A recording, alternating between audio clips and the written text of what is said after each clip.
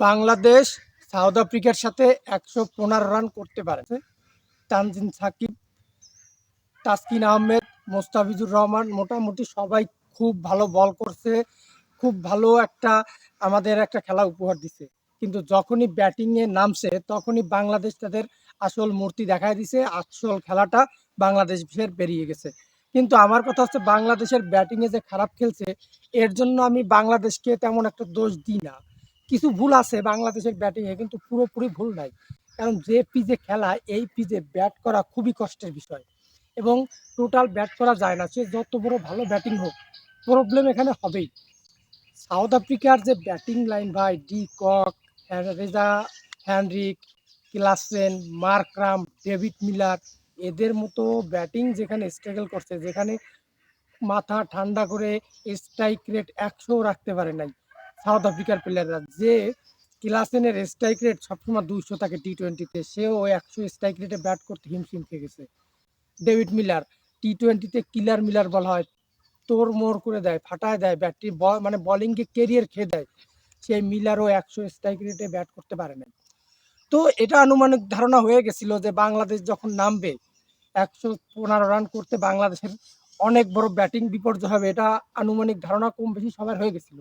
ঠিক তাই হয়েছে। তারপরও বলবো ম্যাচটা একদম হাতে ছিল বাংলাদেশের।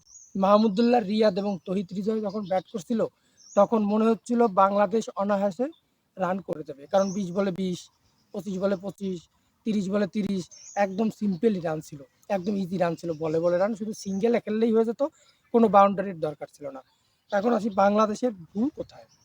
বাংলাদেশের বলিংয়ে আজকে কোনো ভুল নাই, যেমন পিচ সেরকমই বল করছে তারা একদম, মানে সাউথ আফ্রিকার মতো দলকে যত কম রানে আটকানো যায় ঠিক তত কম রানেই বাংলাদেশ কিন্তু আটকা দিচ্ছিল। কিন্তু ব্যাটিংয়ে তারা ভালো করে নাই। ওপেনিংয়ে নাজমুল হাসান শান্ত আমাদের ক্যাপ্টেন, তিনি খুব ভালো খেলছে। ওনার কথা আমি বলে বলে আমার চ্যানেলে যান ৩-৪টা আছে ভিডিও। নাজমুল হাসান শান্তকে নিয়ে আমি আর কোনো কথা বলবো না। লিটন কুমার দাসকে নিয়েও আমি আর কোনো কথা বলবো না। তিনি ২-১টা ম্যাচ ভালো খেলে, ম্যাক্সিমামই খারাপ খেলে। নাজমুল হাসান বরাবরই খারাপ খেলে। তামিম সে মোটামুটি ভালো খেলছে, ২টা চার মেরে গেছে।